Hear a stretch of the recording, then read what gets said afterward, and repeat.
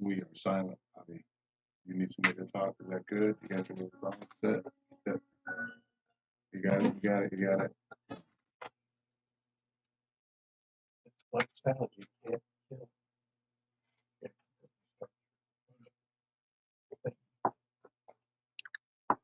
The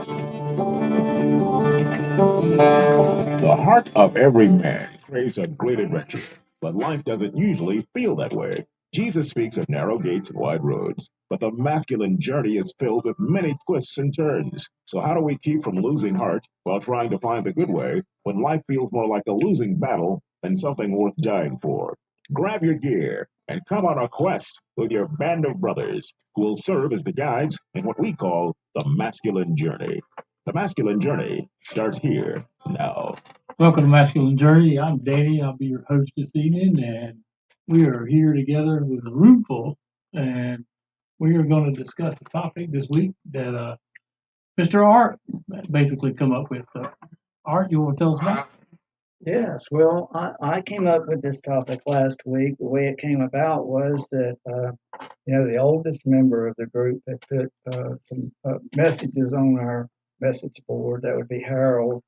And he said that there's this sparrow's nest in this yard, and the parents are coming and feeding their babies, and it's all part of God's plan, and it's wonderful. And how could you not see God in that? And at the same time, I had a bird's nest at my farm. It was in the tongue of an old hay baler.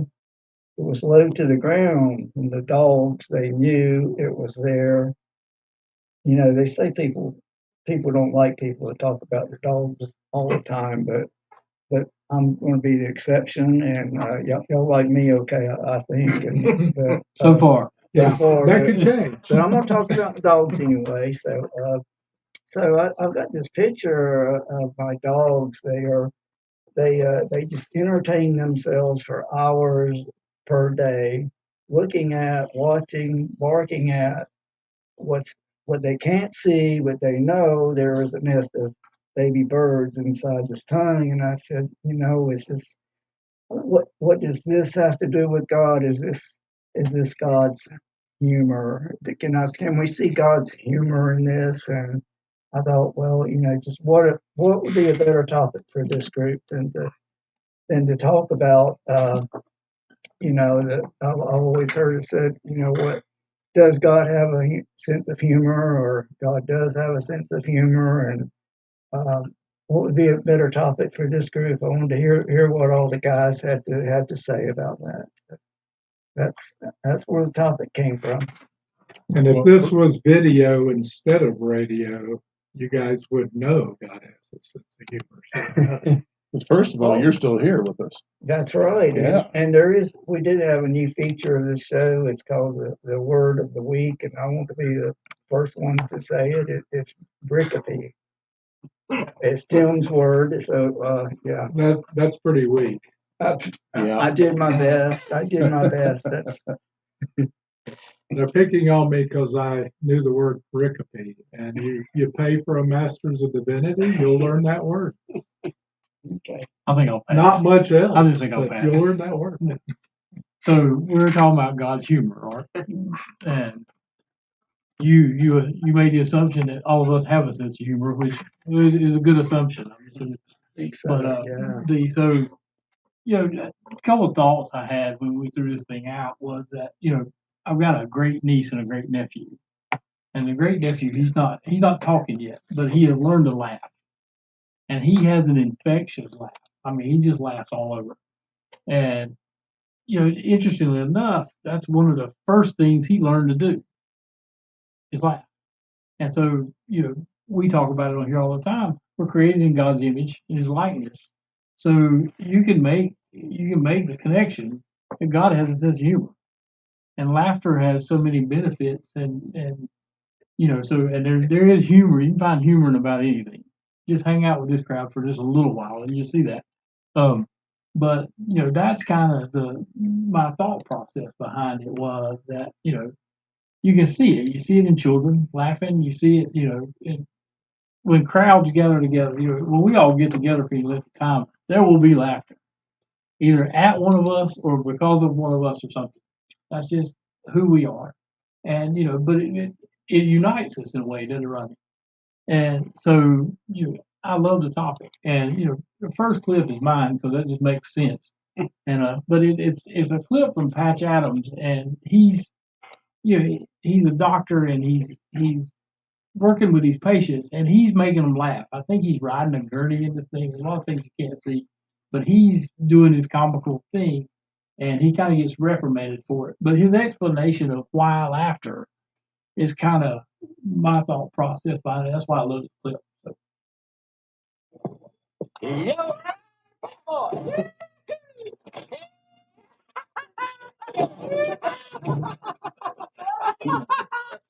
I surrender. Tell me what you want to know. Do you want to tell me what it is you think you're doing?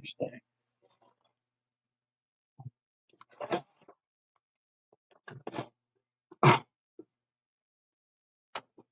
few facts. In the American Journal of Medicine, it's found that laughter increases secretion of catecholamines and endorphins, which in turn increases oxygenation of the blood, relaxes the arteries, speeds up the heart, decreases blood pressure, which has a positive effect on all cardiovascular and respiratory ailments, as well as overall increasing the immune system response.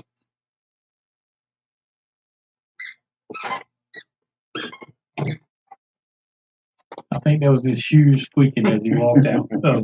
So there is humor, but the physical and mental and even spiritual connotations of laughter are beneficial, and that has to be by God's design.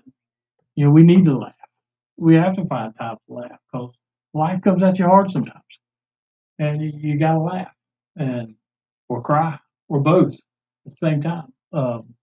That's that's kind of it in a nutshell. That I don't remember where it's at, but in either Psalms or Proverbs, laughter is a good medicine, or a merry heart make a good medicine. And I didn't pull my buddy Robbie to break that down in Hebrew, but I'm sure he could at a drop of a hat. But but a merry heart makes good medicine, and it has been proven.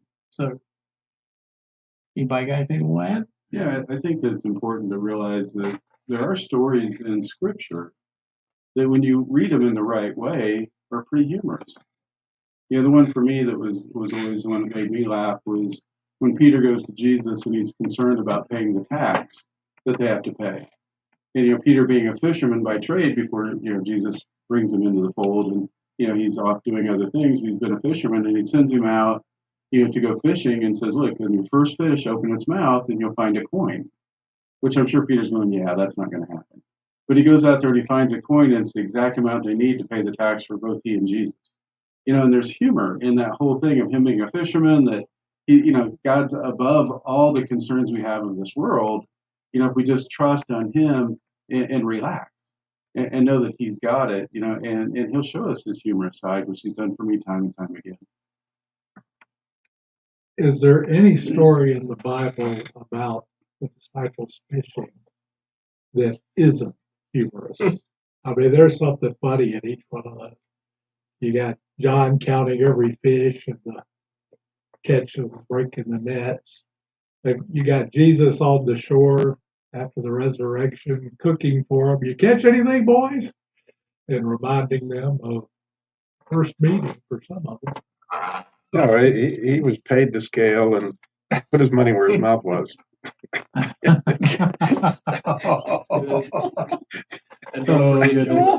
Something. If that doesn't hook you, I don't know what It else. must be. Yeah, that was hook, line, That and was my sinker right line. there. Yeah. Yeah. And Jim in those fishing stories, he tells them two different times, cast your net on the other side of the boat. And they're like, we fished all night, but okay. And that to me, that's humorous. And what do? They catch a bunch of fish. So there is humor in that. So You did make a statement that I'm not really going to challenge because I mostly agree with it, but we have senses of humor because God does. But Robbie showed us something that I've always thought was amusing. How many people do you know that really don't have a sense of humor? But everybody thinks they have a sense of humor. You know anybody like that? I could be one of them for you guys. I don't. I've seen some folks that the jury's still out whether they know one or not. So, but generally speaking, everybody does have a sense of humor. Some of it is buried way, way down, and some people, theirs are broken pretty badly, but probably a few of those in this crowd. So, we're gonna go to, do we have time? I don't think you have time for another clip quite Okay. yet, so we can just finish out. You can probably talk about the boot camp that's coming up. But one thing I would challenge is looking at how often humor is used to illustrate a point. Right, we're gonna have a lot of clips today that talk about that. There, where you have God in the mix in the story, but every one of them has a purpose and a point to it. It's not humor just for humor's sake. It's humor to make a point. And I think there's something about humor that gets around that logical part of you. It kind of takes you in a different direction that you're not expecting, and kind of hits home a little easier than it would if I had to process it and think it through. Humor just kind of bypasses some of that and lets it land where it needs to land. And I think that's, at least for me, that's why God's tended to use it. It's because he can make a point quicker with humor than just about anything else. The fascinating thing also for me is, what ask many people to co-host or guest host Kingdom Pursuits, and I always tell my riddles and jokes, and next to none of them that I've ever asked to do it can really do. You can do it, Danny, but most people can't, and it's a matter of simply timing. I was going to say taste. What kind of category did I just be putting in? That too. You got to have bad taste, like Charlie the Tuna. Except to laugh at it. But nonetheless, it's true. You've got to have time, and God's timing is impeccable. And right, He's exactly on time. And a good comedian, not saying I am one, but people that try to fill in and they can't do it, you can hear the problem is that they don't have the timing to pull it off, and therein lies part of Sam's genius is he knows exactly when to barb you, as does his cohort over here, Darren. And that's where you get all kinds of things showing up from scripture and other things where it's just you start reading and there's humor behind a lot of things that go on. You can look at a lot of stuff and you're like, well, that's just not funny, it's just reading it. But if you actually think about it and go a little deeper and just go a little slower a lot of times, it's just hilarious when you start reading through and seeing how much humor is actually in the Bible. It's all over the place. Yeah, we talked about, and we'll talk about some more of those. We do have a boot camp coming up in Royston, Georgia, down about 45 minutes outside of Spartanburg or something. Yeah, if you're in the Winston-Salem area, it's 3.5 hours from here. About 3.5 hours from here. November 20th through the 23rd. That'll be the weekend before Thanksgiving. You can go to masculinejourney.org and register and find out more information and find out a little bit more about what we do. We'll be back in break. Yeah, the contest We'll be back after the break. Prizes won. February? Transferable. I know that was We'll be really back in front. that was All that was Randolph County, or we'll be back after the break. There were people in Randolph County that understood exactly what I said. I know. There you go. That's right. That's right. Not everybody reached the same. Stokes County. Not everybody who reached the same audience. Some of them all have got to radio. Stokes County. By the way, we've been staying 45 minutes. Hour 36. Hey, did. Bought it cheap online. Not if you drive fast. Follow me. We'll turn off here. Greenville probably. Depends on how fast you drive. I bet you Darren can do it in 45 minutes. That's fine. Was this your man?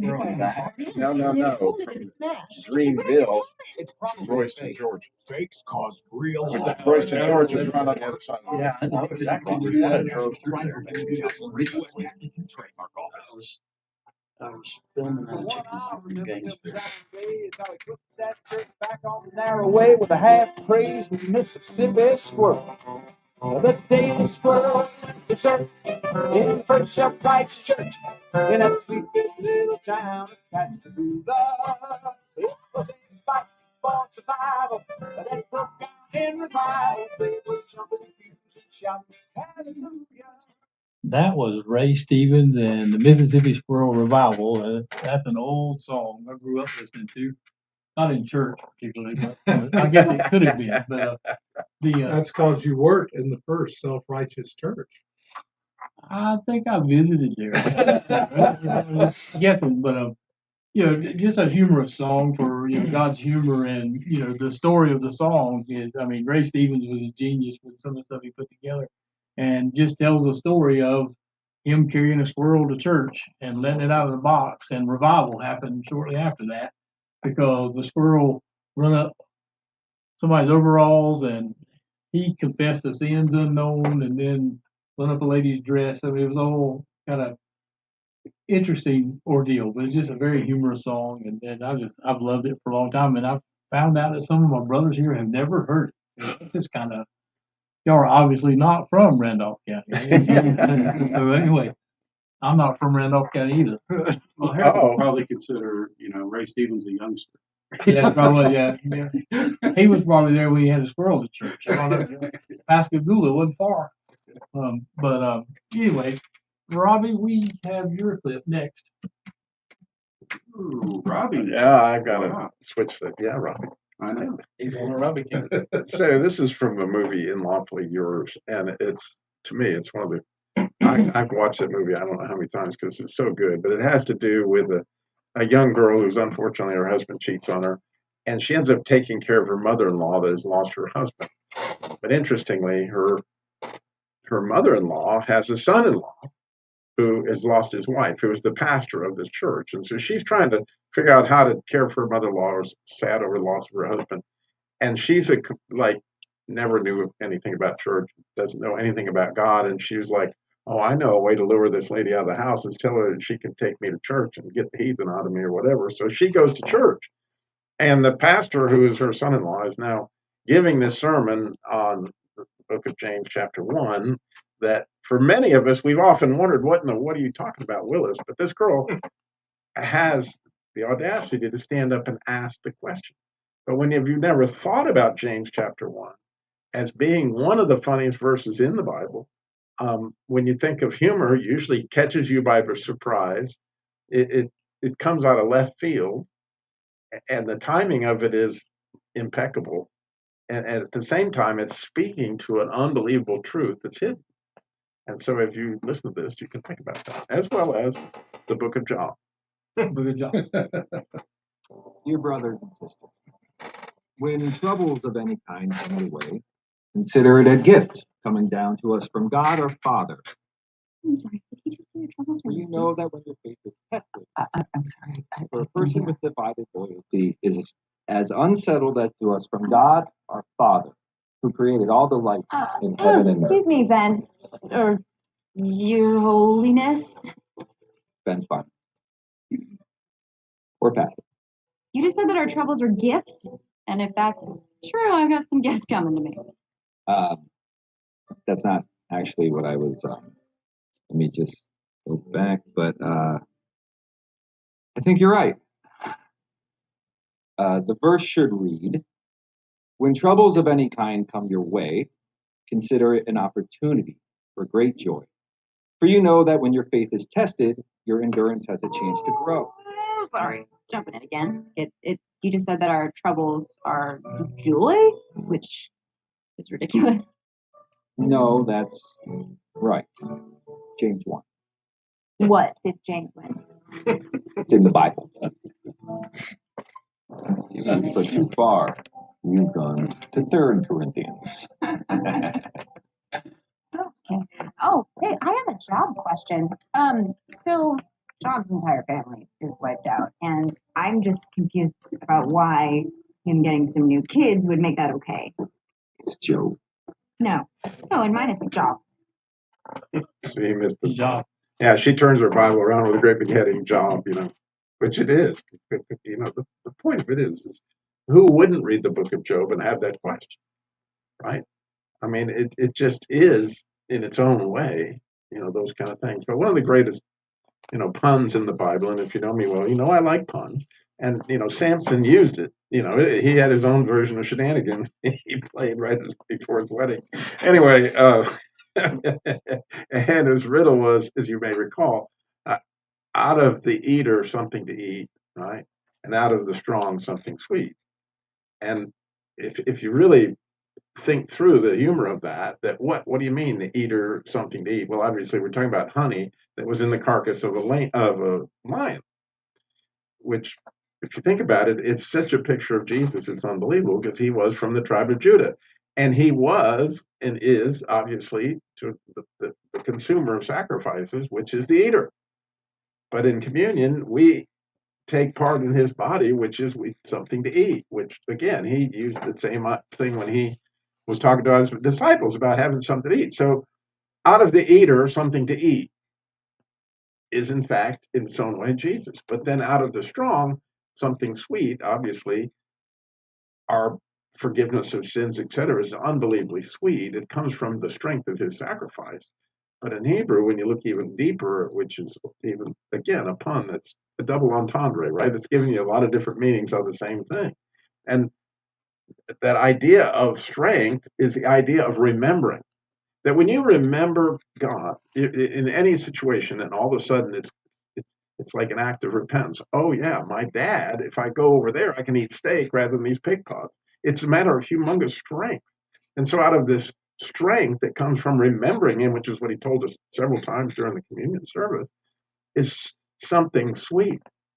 And so the truth that's underneath that tension of the humor is that, oh my goodness, if you want something sweet in any given moment of James 1, and we know what James 1 here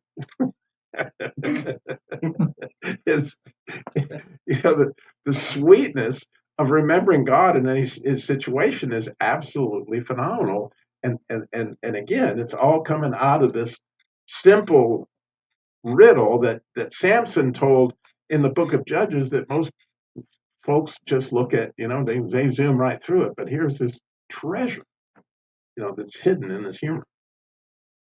Well, the scripture, the joy of the Lord is my strength, is what I was thinking about. And, joy and laughter kind of go hand in hand sometimes. So, They do. And in his presence is fullness of joy. And at his right hand are pleasures forevermore. So it just is one of the most amazing things that just tells us there's no way in the world that, God isn't sitting up there going, watch him when I do this, watch what happens when this happens. It's hilarious. well, so often we think about that, and that's a beautiful clip, Robbie, that illustrates that, so often, to be honest, church is a killjoy. You go and you got a certain set of rules you got to abide by, and you got to, make sure nobody knows what's really going on, and don't ask questions even though you're full of them, and and all of a sudden you miss the joy of the Lord because he pretty much tells us we don't know anything, and he compares us to sheep, which was not a compliment, and they need tons of guidance. It's bad. It's really bad, yeah. And so in essence, that that's why we have to laugh. I remember a story, just things that happen in church sometimes, because I grew up in a Southern Baptist church, and I don't think you dare laugh in church or anything else for that matter most of the time. And God forbid. But a lady comes walking in, and it's one of the older sanctuaries where the air conditioning heat registers were on the outside rows, and she's wearing high heels, and her heel gets stuck in the register. And the register comes out. So it sounded like a Pentecostal tambourine going up down. And, of course, there was laughter erupted, and then everybody was realizing they were laughing in church, and it was almost revival right Must there. have been Presbyterian. We don't laugh in church. Yeah, no. I never forget one of the first times I ever went to a Southern Baptist church was my uncle went to one in Dallas, Texas. My father took me there.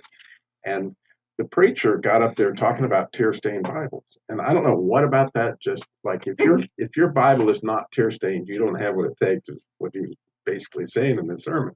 And as a 13-year-old boy, that just tickled me no end, and I started laughing, and I could not stop. Have you ever had that happen? Like and then you go, right?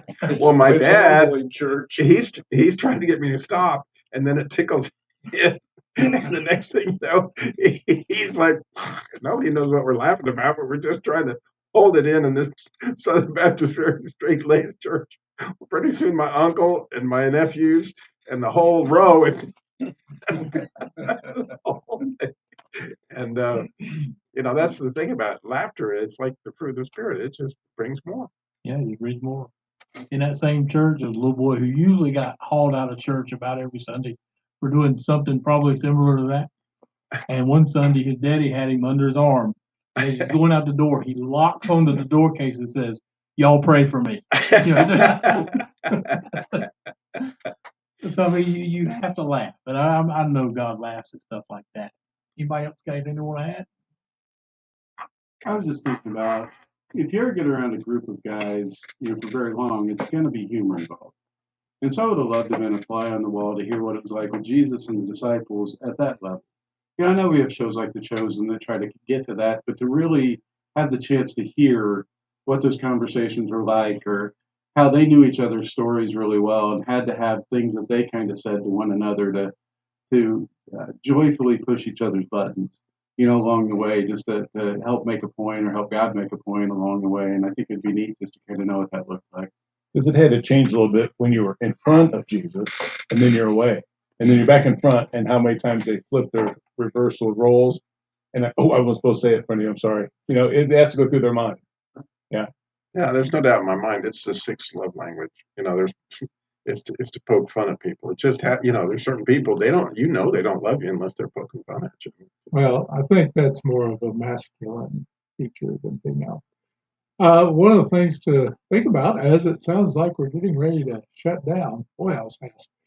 But Jesus began the church with a pun. And puns can be the lowest form of humor, but it's also the most intelligent one. He said, "Upon this rock, Peter, I'm going to build my church." And that was his name. And now he became the first pope to some because of that pun. Go to masculinejourney.org. You can register a boot camp November 20th through 23rd, weekend before Thanksgiving. And we'll talk to you next week. I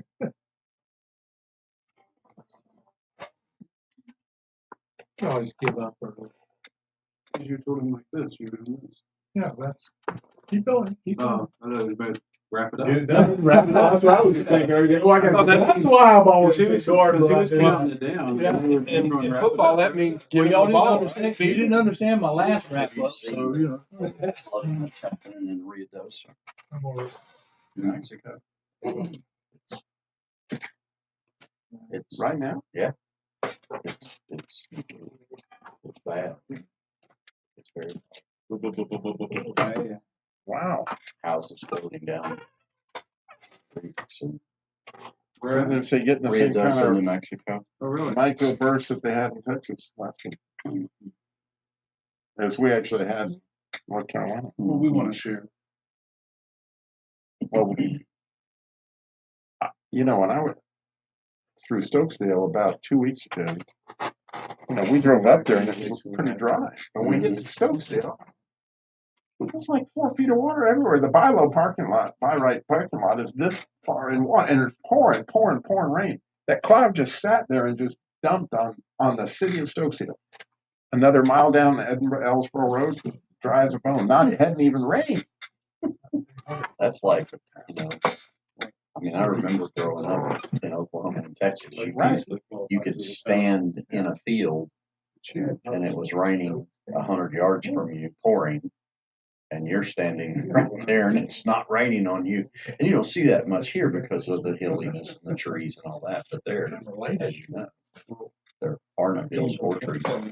And so, Yeah, it's strange. The school. All the other cities that were in the same school.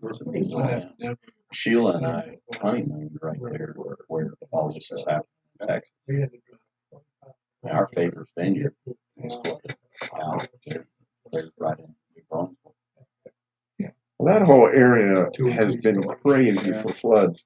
We lived in Round Rock, right up above there. And they were, whenever it was crazy. Well, and if you've never lived out in that Chosen area, or Old God it's or hard to both? understand what Okay, I think we're gonna do just flash flood Yeah. concept. of- Here's the deal, we're doing back to back. Two chosen clips. Watching it come down with creek, and if they do that, it happens a lot. I mean, you got all those low water bridges and stuff. And all those people are driving, and they don't think anything about it. Next thing you know, their car's going down the river. You see where that one Coast Guard emergency swimmer or whatever saved 165 people? Phenomenal. Yeah. He was like, Yeah, and super humble guy. Super humble guy. Ow! He's hit me. When you stop touching me. I don't know exactly where he hit you. remember, you're being watched. You So, go too far with this. It looks like his whatever you're talking stomach about is there. being watched. Yeah. Oh, I'm being watched. Yeah. But that probably was common. So much for Faces for Radio. You guys can yell So much for what? Faces for Radio. Yeah. Yeah. We can go after I'm hours. yelling. About a half a millisecond. You're okay. All right. Yes. You return it. What we were saying, where's the art now? Or for that. Yeah. Haven't heard that in a while. We run a bunch and forget Start it. it up again. And I suspect you Are you missed it terribly. Are you a Star Wars fan? You know about Star Wars? Yeah. Do you know why Han Solo didn't enjoy steak? It's chewy. Yeah. Good deal. Well, That makes sense. I had never heard that. But if I was considering Han Solo.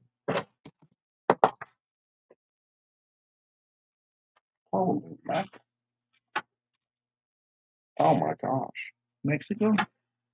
New Mexico. Ruidoso.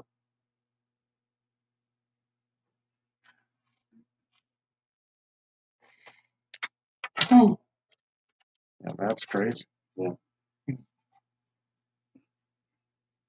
we're gonna start with you. Interesting times. Harold, you're unusually quiet. You can give. We'll start with you. I could tell one. But I told the last Yours is week. the Jesus humor. You can tell why he's Yours quiet. is a little bit. Yeah. Okay. Got it. Why is Harold quiet? He forgot his He don't teeth. know. That'll do it. Okay.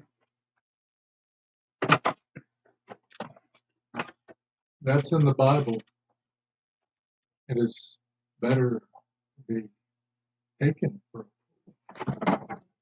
Did you open than your to mouth be and prove it? prove it. Which proverb? I think you're talking that's got to be one of your peripheries, whatever it is right there. It's an excellent. Not long enough. No. Not long enough. Oh, Oh, there's a it's a word. quip. It's not a short quick. It's a proverb, Which is a quip. which is a quip. A quip. I always like that word. A quip. I like that one better than I do pericope. Well, more syllables is always better. That's short. How many words does it take to be a pericope? Wiki remark. You could be very pericopious or something like that, you know. Yeah, I'm not sure that's a word. Why would you make a more difficult word out of it? Because you can. It's what we do. Yes. How we roll. It's a pretty quiet crowd tonight, I've noticed. Andy, you have been woefully underspoken. I was actually speaking more than I should over there with the background noise. I forgot I said something. It's like, oh, I'm You not just supposed can't to help do yourself. that. No, you just can't help yourself. You just gotta speak. Gotta speak. Gotta let them know. Andy's still here. Well, that way they'll get you in stereo. Yeah. Both speakers, or both microphones. Please turn the camera back to Danny. I resent that comment. Well, I was sitting right behind you.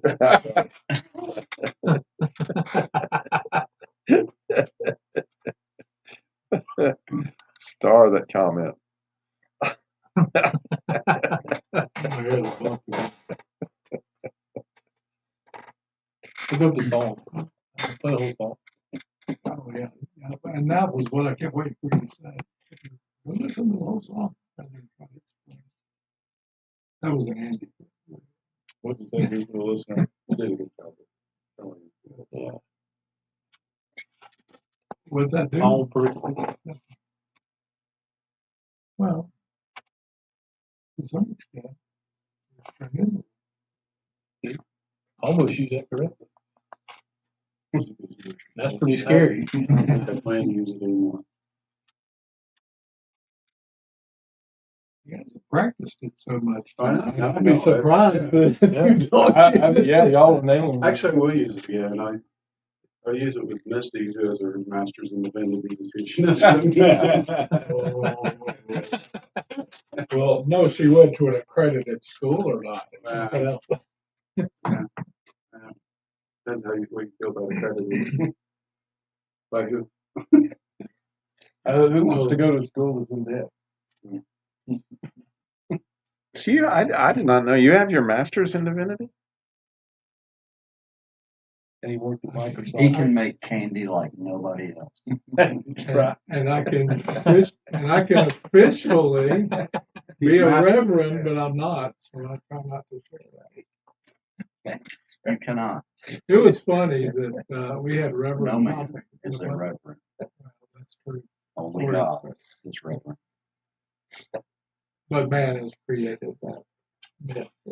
Jim's decided to man the Christmas. I always thought that our Reverend Topping outranked all of our doctors to every other position as a doctor. We go He on was here Reverend. about. That's not. What is the difference between a Is it about a reverend and minute? what does that title even mean? A reverend is a man that lives by the only God should have. But he's a Oh, false no. prophet. So I like that.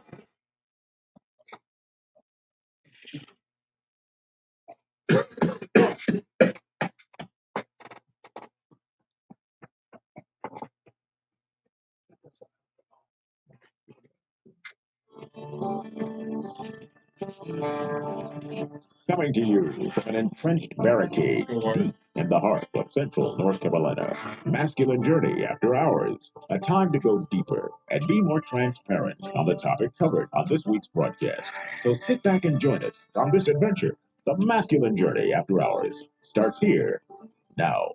Welcome to Masculine Journey After Hours. I'm Danny, your host, and we are discussing another topic. What are we doing? I'm not even sure what we're doing at this point. So, but Art, you've picked our topic this week, so you want to set it up for us again? Yeah, I'd be glad to. I came up with this last week after Harold had put a message on our message board about seeing a sparrow's nest just outside of his house and seeing the birds coming, the parents coming and going with bugs and worms for the little babies to eat, and how it had to be part of God's plan. And at the same time, I had a picture. I'd taken a picture of a bird's nest I had that was kind of inside the tongue of an old hay baler. It was kind of inaccessible to my dogs, but my dogs knew it was there, and they kind of made a game out of staring at it, barking at it, trying to think they might get in it, even though they knew they couldn't reach it. And it was pretty funny to me to watch them. And we would go back in the cow pasture or something and come back, and here they would go. They would take off running right up there to check on that bird's nest and see what was going on there. But I thought, I asked myself, what can I see in God's plan in this picture? Is there humor here? Does God have a sense of humor? And I've heard that question asked before, but never really heard it answered. And I thought the people in this group would be glad to answer it for me. And that they're pretty smart. They're throwing around words, all kinds of words tonight that people in Davie County had never heard before, where I'm from. And so, one thing I've thought of since then is, if God meant for these dogs are having fun with this, and if God gave these dogs a sense of humor, they meant for them to be happy and to have joy. Does it not also follow that that's what He meant for man? So I'd like to throw that out to maybe somebody can say something about that too. And with that, I'll turn it over to Danny. Well done, Art. Well done. The Okay. in our intro to After Hours is time to go deeper, and usually in this crowd, things get usually pretty deep. They get pretty deep pretty quick. So, Jim, we're going to start with your clip. I wanted to first respond to that because I'm inspired. First of all, I'm shocked that neither me or Sam have come up with this topic before because we've talked about it all the time We've about done it how before. God deals with us. We've done it before. Okay, I know I'm senile. And I have a question that I've wanted answered. And you were talking about big words. I never really could figure out the difference between hermeneutics and homiletics. So if we could do that sometime, that'd be great. One of them's a Mitsubishi, and the other one's a Toyota. Right? Oh, no. Are you looking at me? I have no clue. I was looking in your direction. He's from Davie County. This clip, and it was kind of interesting because I went looking in The Chosen, and this was the third one I went after, and it was kind of perfect because it's a very subtle humor, but it is Jesus talking, and hopefully we can interpret his Hebrew in this because this is from The Chosen, and sometimes his dialect is a little confusing to us down home Southern boys. You wouldn't know I was one, would you? But I am. But this is Jesus. First of all, he is talking to Simon Peter and trying to draw him out a little bit because he's down. And the second pericope, that was the word we were talking about there. And that's a little story that usually is pulled out of the text, but this is sort of out of the text. But the second one is John and James being reprimanded by Jesus, but it's in a very loving and humorous way. And yes, Jesus does laugh. So let her rip. Simon, what troubles you? Nothing, just excited for the trip, You can tell me the truth. You tell me you don't already know what's in my head? That's a conversation for another time. Wow. I'm the only one among us who's married. So you think I should have only called single people? Of course not. And I'm glad you didn't, but Eden will be along with her Eden. I'm scared that things could get worse and you wouldn't be there. See? That's what I mean. You already know anyway. Simon, everyone here knows what you're thinking most of the time. It does not take God's wisdom.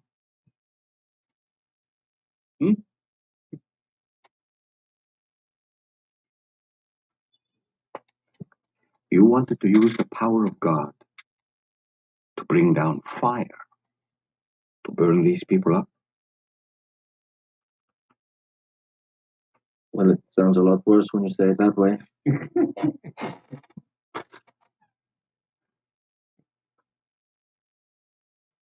You two are like a storm on the sea. Come on.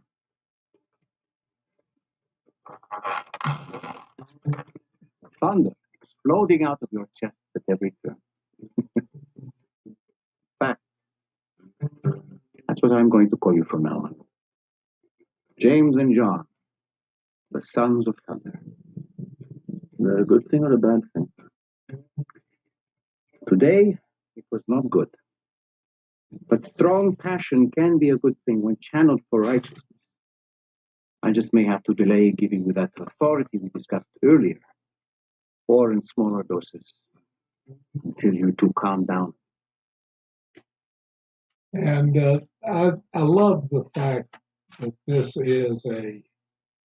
these are a couple of scenes, and there are many throughout this series, that show Jesus with a sense of humor and enjoying the company. I have often said, Cecil B. DeMille has a lot to answer for. Great man. He did good movies about Christian things. He was a Christian. But it was so, I don't even know the word, and that's unusual for me. But lots of them don't come to me these days. But it was so elevated. It was so reverent. It was so, well, I could do a quote, but even in the after-hour show, I'm not going to Amadeus. But this was a case where there was no humor. Seeing joy was difficult. It was so serious. And I heard probably 3-4 decades ago that I should read the Bible and read the New Testament, read what Jesus is saying, and see him with a smile on his face instead of the way most people read it. It's very serious. And it is amazing what that'll do for your theology, your understanding of God, if you can see him smiling most of the time. It's easier for a rich man or for one to go through the eye of a needle than for a camel to go through an eye of a needle. I get it. Thank you. I thought you were going through the eye of a camel. I'm ready to go back to play my clip. But didn't we just do that? Yes. Okay. Smart. One of the things that I was going to share and wasn't, and now I am again because I forgot the other one. God gave me a really funny thing to share this morning. Apparently that one was just for me. But one I often do share is when I was driving back and forth to divinity school. And I was going back to the school after I'd taken a semester off because of some personal things happening. And they wanted to interview me to see if they wanted me back. You guys can understand that, right?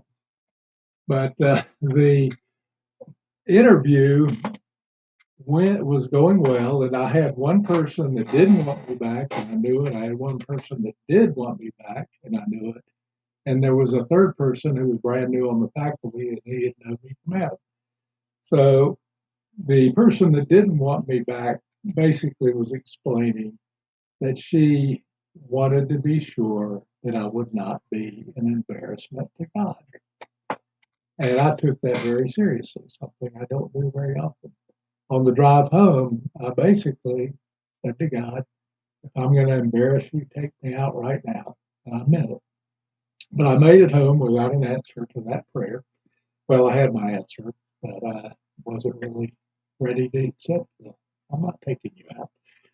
But that ate at me for a while. I did get to go back to school, but I ended up driving home 3, 4, 5 months later, same place in the road. I was commuting from Morganton to Boiling Springs. And I clearly heard God. Sometimes I think it's God. Sometimes I know it's God. This was one of those I know it's God. He said, Jim, you embarrass me every day, but I love you. And I laughed the rest of the way home. And I knew he was laughing with me. And if God doesn't have a sense of humor, now I'm not going to say I don't want to be in heaven. I want to be in heaven, but it'll certainly not be the place that it's been cracked up to be. You reminded me, I can't remember the name of the movie, but when Michelle and I first got married, we watched a movie on the story of the life of Jesus. And it was the first one I had ever seen where it depicted him laughing. And there's a scene I remember vividly. He and the disciples were walking up the road and they were laughing and picking at each other and like popping each other, like guys do. And I was somewhat appalled to start with because I always had that theological, you're talking about the Bible, we're talking about Jesus, you better be serious. But it did loosen things up, if you will, for me to be able to see God as more friendly, more approachable, so to speak. So that did me a lot of good. So his whole point in creating this was for relationship. And what kind of relationship doesn't include at least some humor? Yeah, we. Go That's just to say a boring one. One that I don't want to be a part of for very long. Humor is vital. Like you talked about in the last show, Danny, there's something about humor that does the heart good. Right? And so God would not have created us with that in our system had he not meant for us to have a sense of humor if he didn't also have a sense of humor. Yeah. I mean, the Bible is a weighty book. There's, it's life and death book, right? But like a lot of things, I think God doesn't just overtly put it out there. You got to dig for these things, and if you're in the Bible, you're going to find those humorous points. I mean, we were talking earlier. We're created in the image of God, and we think we're funny, but He's not. That's crazy. We know that we get that from our Father, and I just think that'll be a big part of what we experience in the future kingdom of just having. Can you imagine it? The Father telling jokes, right? I mean, that's what I think it'll be. There'll be a part of it. That'll be the ultimate. That'll be the ultimate dad joke. Yeah, That's right. There you go. A lot of dad jokes, right? And you better laugh, by the way. You're in big trouble. Now, one thing, a little caveat. What you said is true. If you look in the Bible, you will find humor. Unfortunately, many of us, in fact, probably all of us to some extent, are going to find what we're looking for. So there'll be people out there right now that don't want to see humor in the Bible. They're offended that we're doing this.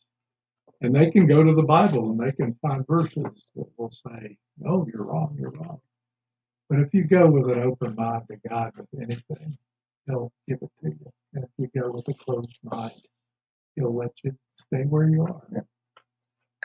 Just a couple examples. One before I get into my clip was I was thinking when y'all were talking in the first show about there was a lot of fishing stories, right?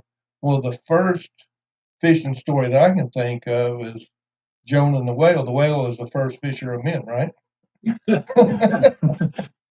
And then that whole story, it only gets good after he spits him up and he's like, go preach to Nineveh, and then he's in the sun and God gives him a gourd and then takes the gourd away, the worm eats it. I mean, it's hilarious if you read through that story. And there's a lesson learned there about dealing with a bad attitude. But God is snickering the whole time. I mean, when you look at that story, it's amazing. Another one that makes me laugh and is related to my clip it's always made me laugh is in John 4 when Jesus goes to the woman at the well and he kind of calls out her sin. And, here in the clip, but she said, he reads her mail essentially, word of knowledge, and she essentially is like, oh, I perceive you are a prophet.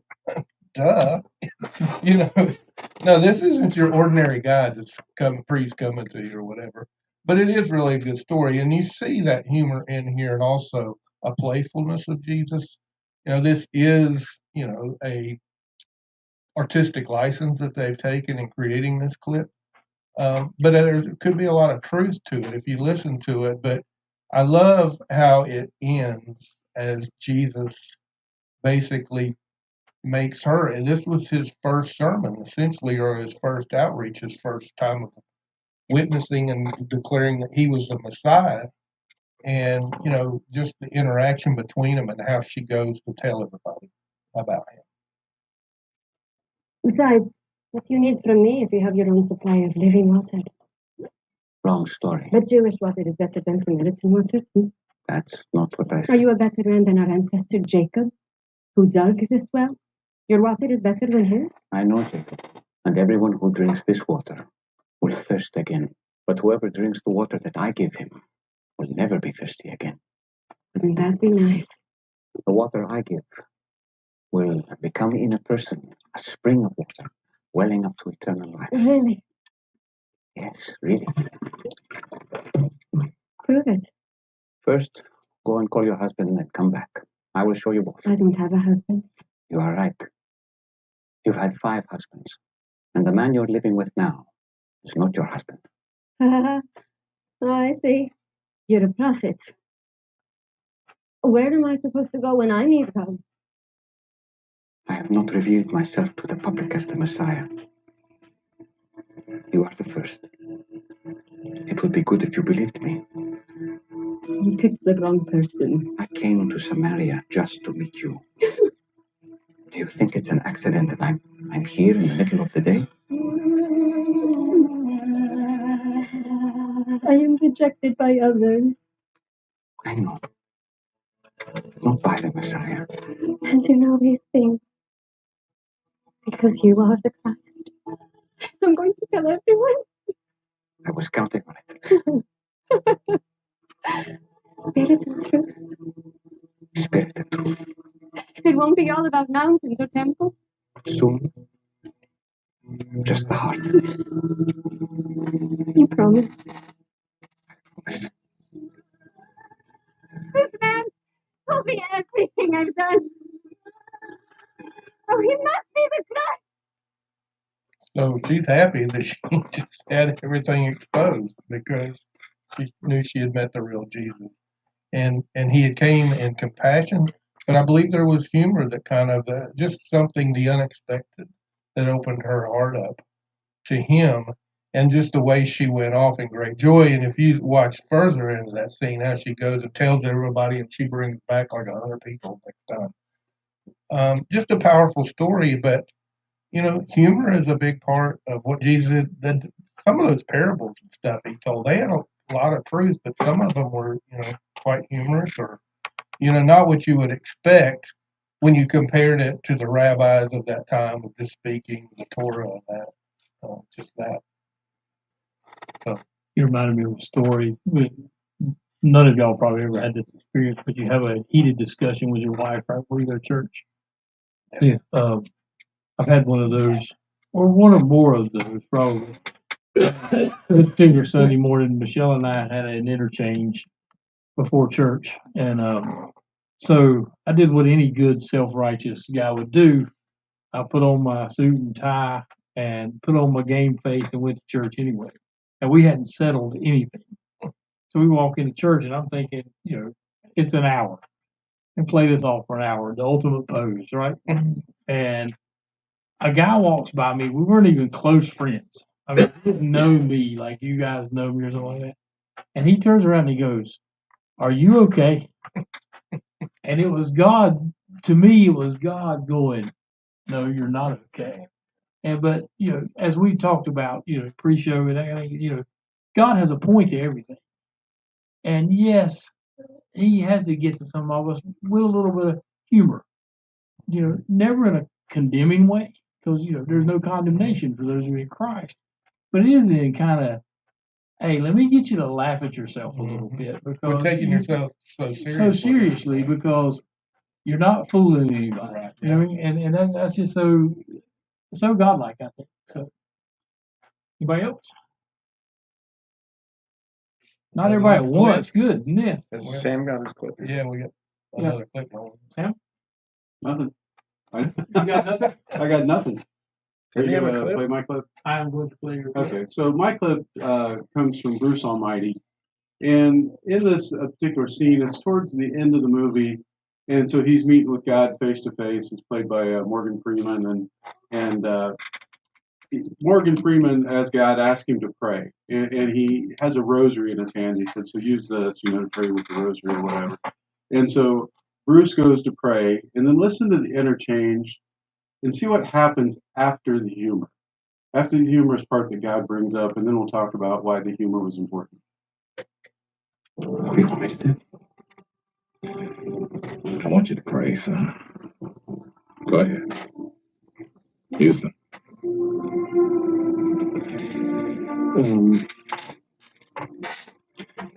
Lord, feed the hungry and bring peace to all of mankind. How's that? Quick. If you want to be Miss America. Come on. What do you really care about?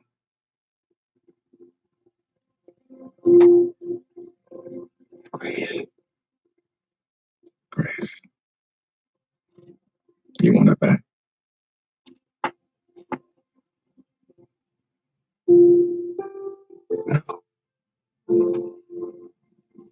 I want her to be happy. No matter what that means. I want her to find someone who will treat her with all the love she deserved from me.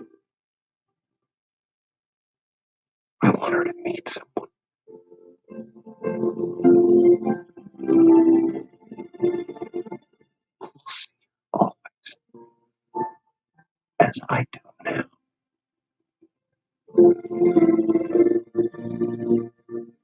Through your eyes. Now that's a prayer. Yeah. Yeah. It's good. It's good. It's good. I like to do that. You get to see God's humor, but the whole point of the humor is, Bruce is saying what he thinks he needs to say, what God would want him to say. And what God wants is authenticity. I mean, God already knows his mind, already knows his heart, but he wants Bruce to know his own heart.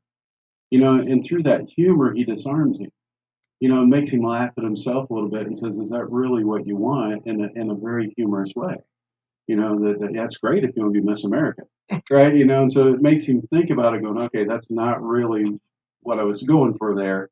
And God takes him to a deeper place, where that deeper place is authenticity with God. And that's vital, to be authentic with God. And I think that's what he's after, is that relationship with us that is just intimate beyond any other. And God's often used that with me. There's so many stories I've shared on here. I don't want to recycle some of them, but there are times that I'll pray about something and I can hear him kind of go, is that really what you want? And I just have to go, well, let me rephrase that, God, and kind of go at that again, because you can't just say what he wants you to say. You got to say what's on your heart, and he'll work on you in that. And so it's just a great way to see him and his relational skills with you the way you need to hear it. One of the great things in that clip is the other way you and I often experience God. He asked a question. And you couldn't see it because this is radio, but God asks him, does he want grace back?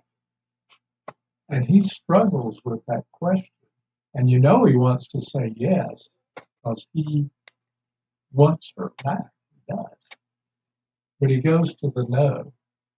And that is learning what love is.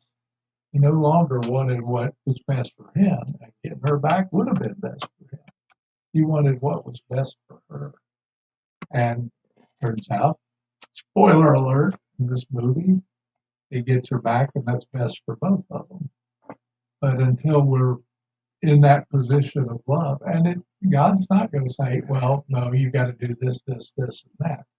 Most of us would like the checklist. In my life, I've had that happen once, and it was only 3 long because I can't remember any more than that. But he doesn't do lists. He sets us up to answer our own questions. Rodney? Well, or not. Pass me on that.